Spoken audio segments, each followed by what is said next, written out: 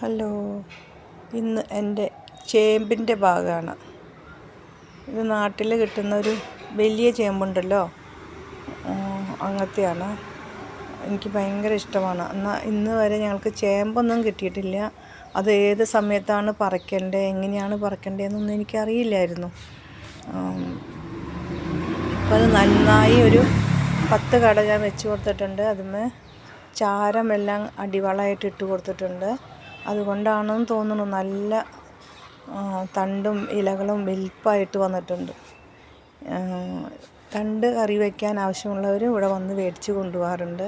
കാരണം ഇപ്പോൾ 10 ചേമ്പുണ്ടെങ്കിൽ നമുക്ക് അത്രയൊന്നും വേണ്ടല്ലോ, എന്നും അത് വയ്ക്കും വേണ്ട. അപ്പോൾ അങ്ങനെ ചേമ്പുകൾ നന്നായിട്ട് എൻ്റെ വന്നിട്ടുണ്ട്.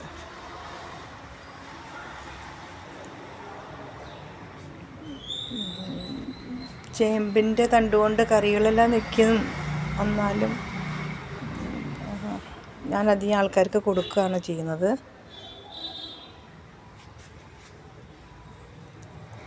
ഇപ്പോൾ ഇത്രയും ഭാഗം ഞാൻ ചേമ്പാണ് വെച്ചിരിക്കുന്നത്. 1 ഇഞ്ച് സ്ഥലം പോലും ഞാൻ കളഞ്ഞിട്ടില്ല. എല്ലാം വെച്ച് ഇത്രയായി. ഇനി പറിക്കുമ്പോൾ എത്ര കിട്ടുമെന്നറിയില്ല. പറിക്കുമ്പോഴും തണ്ട് മുറിക്കുമ്പോഴും ഞാൻ വേറെ വീഡിയോ കാണിക്കാം കേട്ടോ. ബൈ.